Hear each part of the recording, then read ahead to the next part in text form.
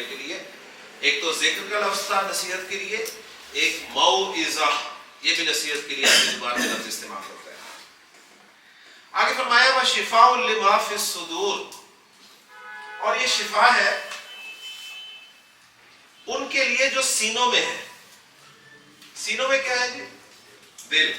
تو گویا یہ دل کی بیماریوں کی شفا ہے.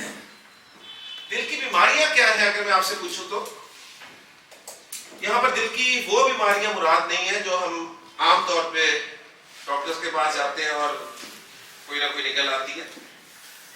یہ وہ بیماریاں ہیں جو روحانی بیماریاں کہلاتی ہیں, اور دل کی روحانی بیماریاں بے شمار ہیں, جن میں سب سے بڑی بیماری میں ایک صرف توجہ دلاؤں گا آپ کو. آپ کے نزدیک کوئی اور ہو سکتی ہے, آپ کے نزدیک کوئی اور ہو سکتی ہے, لیکن میں آپ کو بتاتا ہوں کہ دل کی سب سے بڑی بیماری کون سی ہے. دل کی سب سے بڑی بیماری جو ہے وہ ہے کبر. کبر جسے ہم تکبر کہتے ہیں, اور نبی کریم صلی اللہ علیہ وسلم نے کبر کسے قرار دیا. اگر میں آپ کی بتائی ہوئی ڈیفینیشن آپ کے سامنے رکھوں تو پھر میں بھی چیک کروں گا اور آپ بھی چیک کریں گے کہ کیا ہم اس بیماری سے بچے ہوئے ہیں. نبی کریم صلی اللہ علیہ وسلم نے ایک مرتبہ ارشاد فرمایا کہ لا يدخل الجنۃ من کان فی قلبہ مثقال ذرۃ من کبر. وہ شخص جنت میں داخل نہیں ہوگا جس کے دل میں ذرے کے ہم وزن, ایک ذرے کا وزن کتنا ہو سکتا ہے آپ اندازہ کر سکتے ہیں, اس کے ہم وزن بھی کبر ہوگا جس کے دل میں, وہ جنت میں داخل نہیں. کسی نے سوال کیا اللہ کے رسول صلی اللہ علیہ وسلم, ایک شخص چاہتا ہے کہ اس کا لباس اچھا ہو, یعنی وہ برانڈ پسند کرتا ہے, یا ایک شخص چاہتا ہے کہ اس کا جوتا اچھا ہو, تو کیا یہ بھی کبر ہوگا؟ تو آپ نے فرمایا کہ نہیں, ان اللہ جمیل یحب الجمال, اللہ تعالیٰ تو خود خوبصورت ہے اور خوبصورتی کو پسند فرماتا ہے. آپ نے فرمایا کہ کبر یہ ہے جو اب میں بتانے لگا ہوں, کبر ہے بطر الحق و غمط الناس.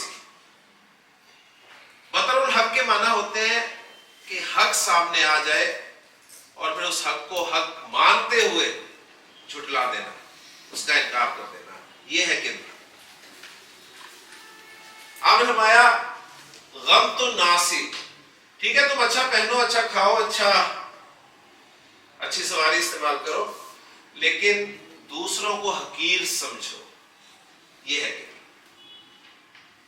تو کبر آپ نے ڈیفائن کیا دو چیزوں کو, کہ حق سامنے آنے کے بعد اس کو جھٹلانا, اس کا انکار کرنا, یہ تکبر ہے, یا پھر کبر یہ ہے کہ آپ کے پاس ہے ٹھیک ہے لیکن آپ دوسروں کو حقیر سمجھ رہے ہیں. یہ بہت مشکل کام ہے, اور میں سمجھتا ہوں دونوں شاید بڑے مشکل کام ہے. ہمارے سامنے زندگی میں بہت مرتبہ سچ بات آتی ہے, حق بات آتی ہے, لیکن ہم میں سے کتنے لوگ ہیں جو اسے حق مانتے ہوئے تسلیم کر لیتے ہیں. اگر آپ حق کو حق مانتے ہوئے تسلیم نہیں کر رہے, نبی کریم صلی اللہ علیہ وسلم کی بتائی ہوئی ڈیفینیشن جو کبر کی ہے اس کا شکار ہے. انسان اچھی گاڑی میں بیٹھا ہو, اچھا اس نے لباس پہنا ہو, اچھے جوتے مہنگے پہنے ہو, تو آپ کے خیال میں جو پیدل چلنے والے ہیں یا دوسرے عام لباس والے ہیں وہ اسے کمتر نہیں دکھائی دیتے؟ اگر یہ خیال دل میں نہیں آتا آپ پہنے, لیکن اس سے بچنا بہت مشکل ہے. بہرحال اللہ تعالیٰ سے دعا کرنی چاہیے کہ اللہ تعالیٰ ہمیں آپ کی بتائی ہوئی جو ڈیفینیشن ہے کبر اس سے بچنے کی توفیق عطا فرمائے. تو آیت کو میں مکمل کرتا ہوں. اللہ تعالیٰ فرما رہے ہیں کہ یا ایھا الناس, ہے لوگوں کا جاءکم موعظۃ من ربکم, تمہارے پاس تمہارے رب کی طرف سے نصیحت آ چکی ہے, وشفاء لما فی الصدور, اور یہ جو سینے ہیں, سینوں میں جو ہیں, جو دل ہیں, ان کے لیے شفا ہے, وہدی, ہدایت ہے, ورحمۃ للمؤمنین, اور ماننے والوں کے لیے رحمت ہے، ایمان والوں کے لیے۔ آگے وہ الفاظ ہیں وہ بہت ہی اہم ہے، کل نبی کریم صلی اللہ علیہ وسلم نے بتا دیجئے بفضل اللہ و برحمتہ، یہ جو قرآن ہے اس کا نزول اللہ تعالیٰ کی رحمت اور اس کے فضل کی وجہ سے ہے۔ یہ اللہ تعالیٰ کا فضل ہے، اس کا کرم ہے، اس کی رحمت ہے کہ اس نے تمہیں قرآن جیسی عظیم دولت سے نوازا۔ فَبِذَالِكَ فَلْيَفْرَحُوا، اگر سیلیبریٹ کرنا ہے نا، خوشی منانی ہے تو اس پر خوشی مناؤ، اس پر خوشی مناؤ کہ اللہ نے تمہیں قرآن جیسی دولت سے نوازا۔ اور آپ نے فرمایا کہ وہ خیر مما یجمعون، یہ ہر اس چیز سے بہتر ہے جو یہ جمع کرتے ہیں۔ اس ساری دنیا میں کیا کچھ جمع کرتا ہے؟ مال جمع کرتا ہے، پراپرٹی جمع کرتا ہے، اگر کوئی یہ جمع نہیں کر سکتا تو اور بہت کچھ جمع کرتا ہے، لیکن اگر کچھ جمع کرنے والی چیز ہے تو قرآن ہے، اسے جمع کرے۔ اور قرآن جمع کرنے کا یہ مطلب نہیں ہے کہ آپ قرآن کے بے شمار نسخے جو ہیں وہ اپنے گھر میں لائبریری بنا کر اس میں جمع کرنے شروع کر دیں۔ قرآن کے الفاظ اپنے سینے میں یہ جمع کریں، یاد کریں، ان الفاظ کے معانی، ان کا فہم اگر آپ کو حاصل ہے تو اللہ تعالیٰ اسے خیر عطا فرمائے کہ یہ ہے خیر، اصل خیر ہے۔ اللہ تعالیٰ سے دعا ہے کہ اللہ تعالیٰ سورہ یونس کی ہدایات کی روشنی میں ہمیں عمل کرنے کی توفیق دے۔ رسالہ القرآن کورس کی طرف چلتے ہیں۔ رسالہ القرآن کورس ہمارا، جس کا سلیبس ہم نے کل متعین کر لیا تھا کہ 4 چیزیں انشاءاللہ تعالیٰ ہم نے پڑھنی ہے اس کورس میں۔ ایک اسم ہے، ایک فعل ہے، ایک حرف ہے، اور ایک پھر ان میں سے کسی 2 کے ملانے سے جملہ بنے گا۔ ٹھیک ہے، تو یہ 4 چیزیں ہمارا لسان القرآن کا سلیبس ہے، اور میں نے کہا تھا کہ اگر آپ یہ 4 چیزیں اچھی طرح سے پڑھ لیں، سمجھ لیں، تو میں آپ کو یقین دلاتا ہوں اللہ تعالیٰ پہ بھروسہ کرتے ہوئے کہ آپ کے سامنے قرآن مجید کی آیات آئیں گی، نبی کریم صلی اللہ علیہ وسلم کی احادیث آئیں گی، آپ نہ صرف انہیں سمجھنے کے قابل ہوں گے بلکہ انہیں گرامیٹیکلی انالائز بھی کر رہے ہوں گے انشاءاللہ۔ اسم کو ہم نے کل سٹارٹ کیا تھا، بلکہ سٹارٹ نہیں کیا تھا، آج کرنا ہے ہمیں سٹارٹ اس کو۔ میں جو نئے لوگ ہیں آج ان کے لیے کل کے سبق کو مختصراً 1 منٹ میں ریوائز کرتا چلوں۔ ہم نے لسان القرآن کورس کا آغاز کیا تھا الفابیٹ سے، اور میں نے کہا تھا کہ کسی بھی زبان کو سیکھنا ہے تو اس کے الفابیٹ آپ کو آنے چاہیے۔ تو عربی زبان کے الفابیٹ جو ہیں ان کی تعداد 28 ہے، اور یہ ہیں الف، با، تا، سا، جیم، ہا، خا۔ ایک لائن میں اگر آپ 7 حروف لکھیں تو 4 لائنز میں آپ کے حروف پورے ہو جاتے ہیں۔ تو اس طریقے سے آپ کو یاد بھی ہو جائیں گے کہ ساتھ ساتھ آپ نے لکھنے ہیں۔ اگر آپ کا کوئی مس ہے تو آپ کو پتہ چل جائے گا کہ تعداد پوری نہیں ہوگی۔ تو 28 ٹوٹل حروف ہے، 3 حرکتیں ہیں عربی زبان میں، زبر زیر پیش، اور حرکت کا اپوزٹ لفظ جو ہے وہ ہے سکون، جسے آپ جزم کہتے ہیں۔ ان حروف اور ان علامات، یعنی یہ جو 4 چیزیں میں نے آپ کو بتائی ہیں، 3 حرکتیں اور ایک سکون کی علامت، ان کو استعمال کر کے لفظ بنتے ہیں۔ لفظ جو ہے وہ 2 طرح کے ہوتے ہیں، ایک با معنی ہوتے ہیں، یعنی جن کے کوئی نہ کوئی معنی ہوں گے، میننگز ہوں گے، اور ایک بے معنی ہوں گے، یعنی جن کے کوئی میننگز نہیں ہوں گے۔ جن کے میننگز نہیں ہوں گے انہیں ہم نے اپنے سلیبس سے آؤٹ کر دیا ہے، اور جو میننگز والے ہیں ان کو ہم نے کہا ہے کہ گرامر کی اصطلاح میں کلمہ کہتے ہیں انہیں۔ اور کلمہ جو ہے وہ 3 طرح کا ہوتا ہے، یا وہ اسم ہوتا ہے، یا فعل ہوتا ہے، یا حرف ہوتا ہے۔ گویا قرآن مجید کا ہر لفظ جو ہے وہ گرامر کے اعتبار سے کلمہ ہے، یا آپ یوں کہہ سکتے ہیں قرآن مجید کا ہر لفظ گرامر کے اعتبار سے یا تو اسم ہے، یا فعل ہے، یا حرف ہے، اس سے باہر کچھ نہیں۔ تو آج ہم اللہ تعالیٰ کا نام لے کر ایک مرتبہ پھر اسم کو سٹارٹ کر رہے ہیں۔ جی باقاعدہ اسم ہم پڑھیں گے،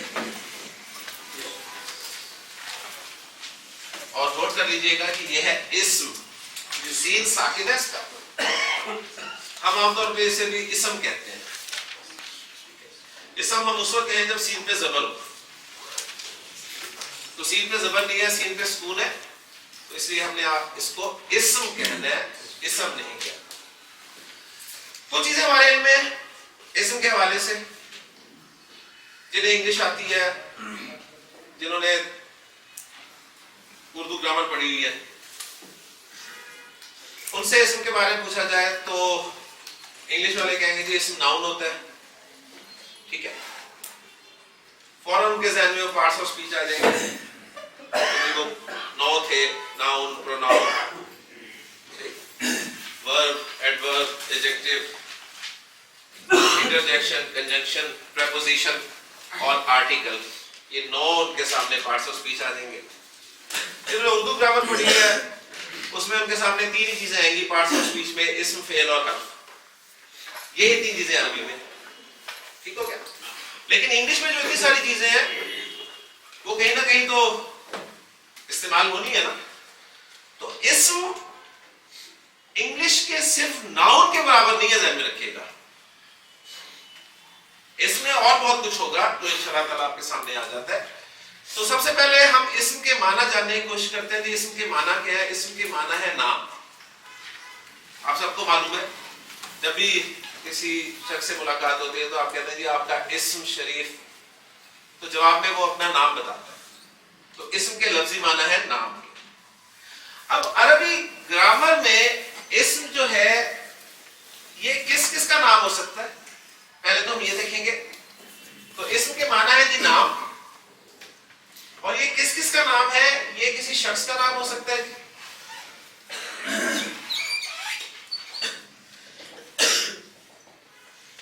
کسی بھی شخص کا نام اسم ہوگا. اب ہم دیکھ رہے ہیں کہ عربی گرامر میں اسم میں کیا کیا چیزیں آ سکتی ہیں. تو پہلی چیز آ رہی ہے نام جو ہے، کسی بھی شخص کا جو نام ہے وہ اسم ہوگا. آپ ہر ایک کا جو نام ہے وہ اسم کنسیڈر کیا جائے گا. میں 2 ایگزامپلز آپ کے سامنے رکھتا ہوں. ایک میں زید کی ایگزامپل رکھ رہا ہوں اور ایک میں ایگزامپل رکھ رہا ہوں جی مریم کی، تاکہ آپ شخص سے مراد صرف میل ہی نہ سمجھیں. شخص سے مراد پرسنالٹی ہے، وہ میل بھی ہو سکتا ہے، فیمیل بھی ہو سکتا ہے. ٹھیک ہو گیا؟ تو کسی شخص کا نام اسم قرار دیا جائے گا، کسی چیز کا نام بھی اسم ہوگا. آپ کے ارد گرد بے شمار چیزیں ہیں وہ اسم کی کیٹیگری میں آئیں گی. میں آسان چیزیں آپ کے سامنے رکھتا ہوں. مثلا کتاب اسم ہے اور عربی کا لفظ ہے. قلم اسم ہے، عربی کا لفظ ہے. کرسی اسم ہے، عربی کا لفظ ہے. میں نے کل بھی آپ کو کہا تھا کہ ہم اردو بولنے والوں کے لیے عربی سیکھنا انتہائی آسان ہے، کیونکہ ہماری بولی جانے والی زبان اردو میں 80 سے 85% الفاظ عربی کے ہی ہیں. تو یہ دیکھیں، زید مریم ہمارے ہاں استعمال ہوتے ہیں. کتاب، قلم، کرسی ہم اردو میں بولتے ہیں کہ سارے کے سارے لفظ عربی کے. تو اسم جو ہے یہ نام ہو سکتا ہے کسی شخص کا، کسی چیز کا. اسم نام ہو سکتا ہے کسی جگہ کا. ہر جگہ کا ایک نام ہوتا ہے. اب اس کو آپ وسیع بھی کر سکتے ہیں، لیکن میں محدود ذرا رکھ کے آپ کو ایگزامپل دیتا ہوں. مثلا مسجد ایک جگہ ہے.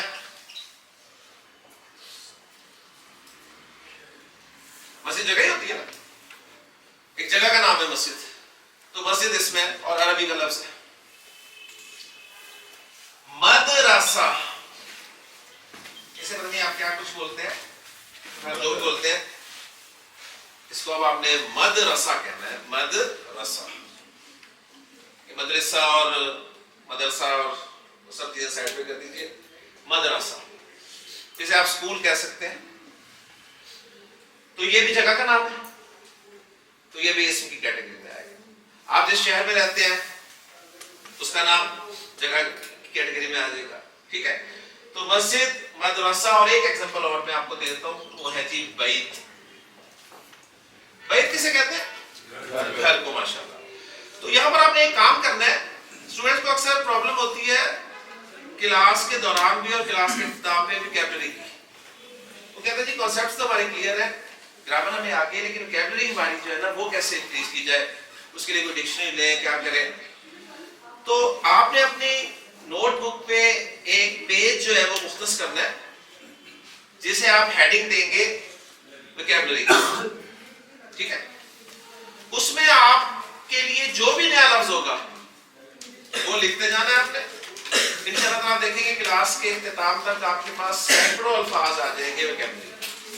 ویکیبلری کو عربی میں کیا لکھتے تھے؟ ویکیبلری کو آپ ذخیرہ الفاظ کہہ لیں، آسان، ٹھیک ہے؟ تو لسٹ انشاءاللہ تعالیٰ آپ کی بھرتی جائے گی اور آپ کی ویکیبلری بھی جو ہے وہ انشاءاللہ انکریز ہوتی جائے گی. سر تھوڑا ایک چیز، یہ اب جگہ میں مسجد آپ نے لکھا ہے، یا جیسے اگر چلو اس کو ہم ایلیبریٹ کر رہے ہیں شہر کے ساتھ کرتے ہیں، جی جی لاہور شہر، جی، مطلب اس وقت تو لاہور ہے اچھا یا اس وقت اسلام آباد ہے، ٹھیک ہے. شہر تو کچھ اور چیز بن رہی ہے. اب اسی طرح مسجد کا بھی تو کوئی نام ہوتا ہے، جیسے امیر حمزہ مسجد ہے، بہت صحیح. یا یہ جیسے یہ اسکول ہے تو اس کا نام منزل ہے. میں نے کل آپ سے ریکویسٹ کی تھی کہ پلیز کوشش یہ کیجیے گا کہ جو ڈیلیور کیا جا رہا ہے نا، ایک اس کا دائرہ ہے، اس میں رہ کے کچھ چیزیں سیکھیں گے، انشاءاللہ آپ کو چیزیں سمجھ میں آئیں گی. میں کچھ جگہوں پہ ریسٹرکشن لگاؤں گا کہ اپنی عقل استعمال کرنا منع ہے. ہمارا ایک نوٹس آیا کرے گا کچھ کانسیپٹس میں، تو وہ آپ کے لیے فائدہ مند ہوگا. ٹھیک، اس وقت ذرا میرا جو مخاطب ہے، صحیح مخاطب، میں اس سے مخاطب ہوں، میں مخاطب ہوں، وہ میرا مخاطب ہے. آپ کہیں گے فرق کیا؟ صرف زبر زیر کا ہی فرق ہے نا، لیکن میننگز کا بہت بڑا فرق ہے. میں مخاطب ہوں، وہ میرا مخاطب ہے. میرا مخاطب اس وقت وہ ہے جسے کچھ نہیں پتا، جو ایک عام سطح، ذہنی سطح کا انسان ہے. باقی جو اوپر کے لیول کی چیزیں ہیں نا، وہ ذرا پلیز کوشش کریں کہ نارمل اس میں رہیں گے تو انشاءاللہ سب کے لیے آسانی ہوگی، ورنہ سب کے لیے پریشانی کا باعث بنے گی. دیکھیں ہر جگہ کا ایک نام ہوتا ہے. یہ جگہ جہاں پر آپ بیٹھے ہیں اس جگہ کیا نام ہے؟ انور منزل میں بیٹھے ہیں آپ. کہاں بیٹھے ہیں آپ؟ کلاس روم، ٹھیک ہے. اور یہ کلاس روم کیا ہے؟ کمرہ. تو کمرہ جو ہے جگہ کا نام ہی ہے نا، تو کمرے کو ہم اسم کی کیٹیگری میں لے جائیں گے. لیکن جب آپ نے اپنے تعلیمی دور میں کسی نہ کسی لیول میں پڑھ چکے ہیں، ٹھیک ہے. اب وہ چیزیں جو ایڈ ہوں گی عربی زبان، عربی گرامر کے اسم میں، اس میں پہلی چیز میں ایڈ کر رہا ہوں، عربی زبان میں کسی کام کا نام جو ہے وہ بھی اسم ہوگا. ٹھیک ہے، ہر کام کا ایک نام ہوتا ہے. میں اس میں کیا کر رہا ہوں؟ پڑھا رہا ہوں، تو میرے کام کا نام ہے پڑھانا. آپ کیا کر رہے ہیں؟ پڑھ رہے ہیں. تو آپ جو کام کر رہے ہیں اس کا نام ہے پڑھنا. اچھا، میں یہ کام کس حالت میں کر رہا ہوں؟ کھڑا ہو کر. تو کھڑا ہونا بھی یہ کام ہے. آپ لوگ جو کام کر رہے ہیں بیٹھ کے کر رہے ہیں، تو بیٹھنا بھی ہے. تو یہ دیکھیں پہلی چیز آپ کے سامنے آئی. عام طور پہ یہ بیٹھنا، کھڑا ہونا، آنا جانا ہم اردو میں فعل کے زمرے میں لے کے آتے ہیں، ایسے ہی ہے نا. لیکن یہ سب دیکھیں کام کے نام ہیں، یہ مختلف کام ہیں جن کے نام ہیں. تو عربی زبان میں کام کا نام جو ہے وہ بھی اسم ہوگا. ٹھیک ہے، اور اس میں ایک ایگزامپل میں آپ کو دے دیتا ہوں، اگر آپ سمجھنا چاہیں تو بہت اچھی بات ہے. اور وہ ایگزامپل ہے جی ضرب. ضرب میرا خیال میں آپ اردو بولنے والے کسی نہ کسی حوالے سے جانتے ہیں. ضرب کسے کہتے ہیں؟ چوٹ مارنا. مارنے. ٹھیک ہے، ضرب کے معنی ہے مارنا. تو ضرب جو ہے یہ اسم ہے. اوکے، اس طرح ایک ایگزامپل اور دے دیتا ہوں، وہ بھی آپ کے علم میں ہوگی. ایک لفظ ہے جی انفاق. انفاق کسے کہتے ہیں؟ خرچ کرنا. تو آسان بات ہمارے سامنے یہ آ گئی ہے کہ جس بھی لفظ کے آخر میں نا مل جائے نا آپ کو اردو میں، نا، اردو میں ہم اسے فعل کی کیٹیگری میں لے کے جاتے تھے. عربی میں وہ نا والا جو ہے نا وہ اسم کی ہی کیٹیگری میں آئے گا، یعنی وہ کام کا نام ہوگا. ٹھیک ہو گیا. تو یہ چیز نہیں آپ کے سامنے آئی. تو ناموں میں بات مکمل ہو جاتی ہے کہ اسم جو ہے یہ نام ہو سکتا ہے کسی شخص کا، کسی چیز کا، کسی جگہ کا، یا کسی کام کا. اس کے بعد اس میں اور کیا کیا چیزیں آ سکتی ہیں؟ تو اس میں جو نئی چیز آئے گی اب وہ ہے جی اس میں صفات جو ہے یہ بھی اسم ہی کنسیڈر کی جائیں گی. صفات جمع کا لفظ ہے اور اس کا واحد صفت ہے. صفت آپ ایڈجیکٹو بولتے ہیں. اب دیکھیں انگلش میں ایڈجیکٹو الگ سے ایک کیٹیگری ہے, ناؤن الگ ہے, ایڈجیکٹو الگ ہے. لیکن عربی گرامر میں جتنے بھی ایڈجیکٹوز ہیں وہ سب کے سب اسم میں شامل ہیں. آپ یہ نہیں کہیں گے کہ وہ ناؤن میں شامل ہیں. فالو کر رہے ہیں؟ یعنی آپ کے انگلش کے جو پارٹس آف اسپیچ ہے ناؤن وہ بھی اسم میں ہے, ٹھیک ہے, جو ایڈجیکٹو ہے وہ بھی اسم میں. تو وہ جو 9 چیزیں ہیں وہ ظاہر بات ہے کہیں نہ کہیں تو مرج ہونی ہے نا. تو صفات جو ہیں یہ بھی اسم کی کیٹیگری میں آئیں گی. اور عربی زبان میں صفات والا کنسیپٹ جو ہے نا کافی وسیع ہے, تو آپ کی پوری توجہ چاہیے, اس کو سمجھیے, بہت مزہ آئے گا آپ کو انشاءاللہ تعالیٰ. ایک تو عام صفات ہے جی. ایڈجیکٹو کسے کہتے ہیں؟ ایڈجیکٹو آپ ڈیفائن کرنا چاہیں تو کیا ڈیفینیشن ہوتی ہے اس کی؟ جو ناؤن کو ڈیفائن کرے, ناؤن کو کوالیفائی کرے, ڈیفائن کرے. اس میں مثلا میں ایگزامپل آپ کے سامنے رکھتا ہوں سمپل, پہلے جو آپ کے علم میں ہے. صالح کسے کہتے ہیں؟ نیک. صالح نیک ہوتا ہے. یہ نام نہیں ہے کسی کا, اگر کسی کا نام ہے تو پھر یہ چلا جائے گا ادھر, ٹھیک ہے نا. صالح یہاں میں ایسے ایڈجیکٹو یوز کر رہا ہوں کہ بڑا نیک ہے. صالح صفت ہے. اچھا اس کے علاوہ طویل کسے کہتے ہیں جی؟ لمبا. تو یہ بھی ایک صفت ہے, ایڈجیکٹو ہے. کلرز جو ہے یہ بھی صفات ہوتے ہیں. کلرز جو ہیں یہ بھی صفات میں ہی آتے ہیں. مثلا میں آپ کے سامنے لفظ لکھتا ہوں جی اسود. اسود ایسا کلر ہے جس کا سب کو پتا ہے, حجر اسود, بلیک سٹون, تو یہ بھی صفت میں آ جائے گا. تو یہ کچھ صفات ہیں جن کا آپ کو علم ہے. اب مزید کچھ صفات میں آپ کو بتانے لگا ہوں جو آپ کے لیے نہیں ہوں گی, لیکن انشاءاللہ تعالیٰ آپ دیکھیں گے کہ اس کا آپ کو بڑا فائدہ ہوگا. دیکھیں ہم نے ابھی ایک بات پڑھی ہے کہ کام جو ہے اس کا نام اسم ہوتا ہے. ایک کام ہے عبادت کرنا, کام کا نام ہے عبادت کرنا. سجدہ کرنا بھی کام کا نام ہے. تو سجدہ کرنے والا جو ہوگا نا, سجدہ کرنے والا ہو سکتا ہے یہ سجدہ کر رہے ہیں, آپ کا نام کیا؟ علی رضا. علی رضا, ٹھیک ہے. علی رضا صاحب سجدہ کر رہے ہیں, یہ سجدہ کر رہے ہیں, یہ سجدہ کر رہے ہیں, کہ یہ تینوں سجدہ کر رہے ہیں نا, تو ہم انہیں سجدہ کرنے کے حوالے سے کہیں گے ساجد.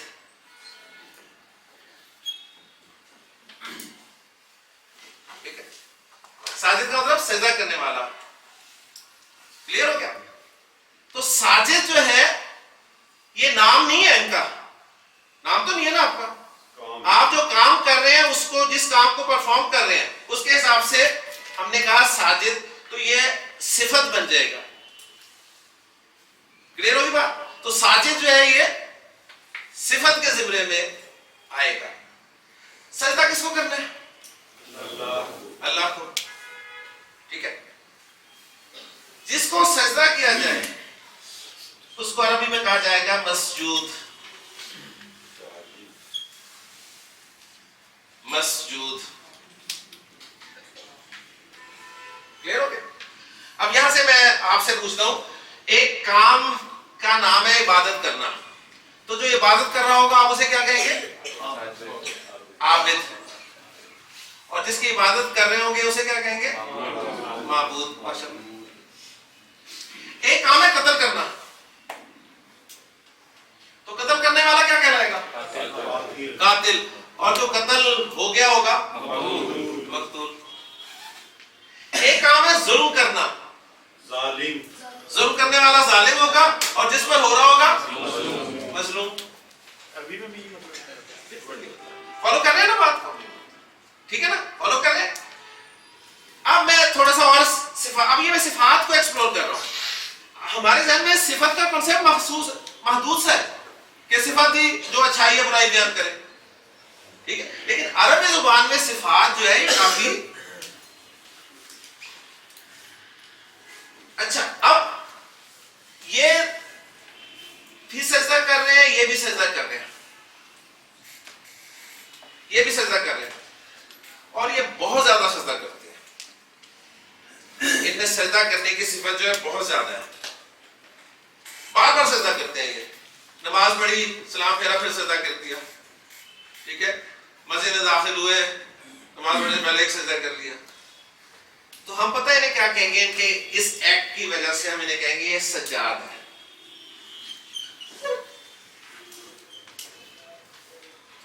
ہمارے یہاں پرابلم یہ ہے کہ ہم نے اصل میں یہ نام رکھ لیے. ہمارے یہاں سجاد نام ہے اور اس کا دور دور تک مسجد سے کوئی تعلق نہیں ہوتا, ٹھیک ہے. ساجد نام ہے, وہ کبھی گئے نہیں مسجد. عربی زبان میں یہ صفات کی کیٹیگری میں آتی ہے. تو سجاد بہت زیادہ یا بار بار سجدہ کرنے والا کہا. اچھا اب یہ بھی سجدہ کر رہے ہیں, یہ بھی سجدہ کر رہے ہیں, لیکن یہ ان سے زیادہ کرتے ہیں.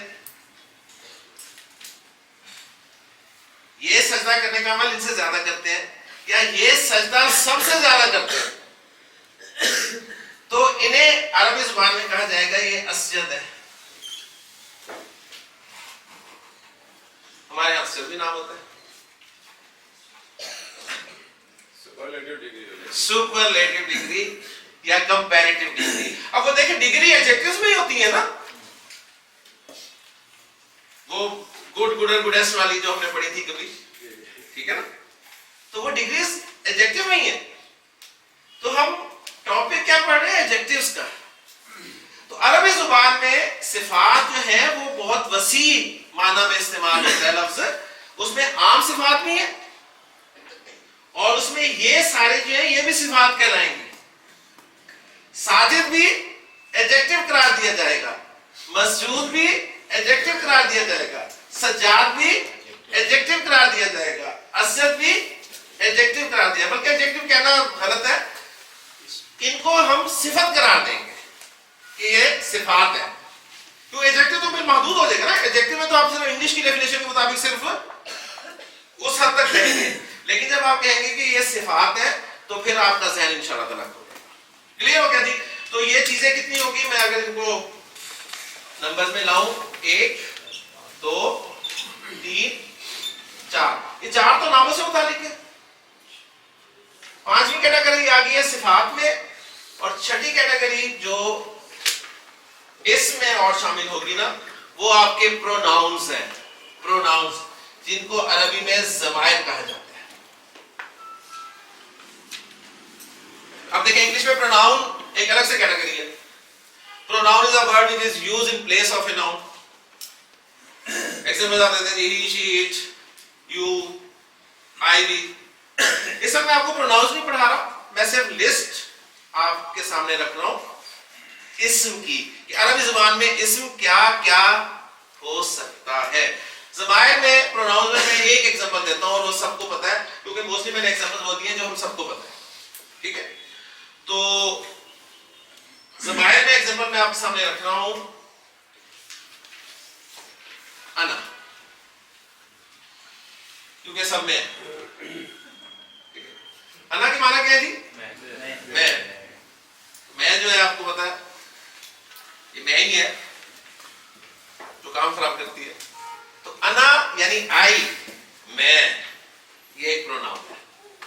اوکے, اس کے علاوہ ایک اور چیز سامنے رکھ کر آپ کو میں اس چیز کو مکمل کر رہا ہوں کہ اس میں اور کیا چیز آ سکتی ہے. اس میں اور جو چیز آ سکتی ہے وہ اسماء اشارہ ہیں.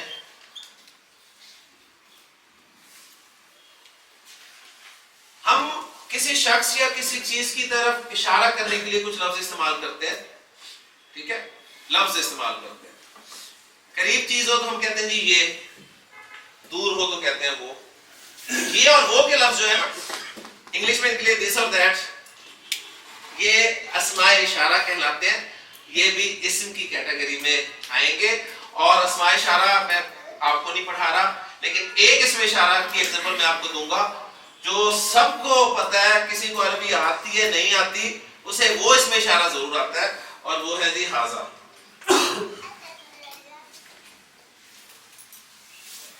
حاضہ کا سب کو پتہ ہے. حاضہ کے معنی ہوتے ہیں یہ. باقی انشاءاللہ جب اسماء اشارہ ہم پڑھیں گے تفصیل سے تو پھر آپ کے سامنے سارے اسماء اشارہ آ جائیں گے. تو یہ پکچر آپ کے سامنے آ گئی جی اسم کی. اس کے علاوہ بھی کچھ چیزیں اس میں آئیں گی، لیکن میں نے آپ کے سامنے وہ چیزیں رکھی ہیں جن کو ہم کسی نہ کسی درجے میں جانتے ہیں. ٹھیک. اسم اس کے لفظی معنی ہے نام. عربی گرامر میں کس کا نام ہو سکتا ہے؟ یہ کسی شخص کا نام ہو سکتا ہے، یہ کسی چیز کا نام ہو سکتا ہے، یہ کسی جگہ کا نام ہو سکتا ہے، یہ کسی کام کا نام ہو سکتا ہے. اسم اور کیا ہو سکتا ہے؟ صفات بھی اس میں شامل ہے، اور صفات میں عام صفات بھی، ٹھیک ہے، اور کلرز بھی، اور ڈگریز وہ بھی. وہ میں نے آسان آپ کے لیے کر دیا. اور اس میں کیا کیا شامل ہے؟ اس میں شامل ہے جی پروناؤنس. ٹھیک. اور اس میں کیا شامل ہے؟ اس میں شامل ہے اسماء اشارہ جو اشارے کے لیے ہم لفظ استعمال کرتے ہیں. جی خان صاحب. مسجود جس کو سجدہ کیا جائے وہ اس کو اپنا صفات میں کیسے ہم ڈالیں؟ اس میں کس میں؟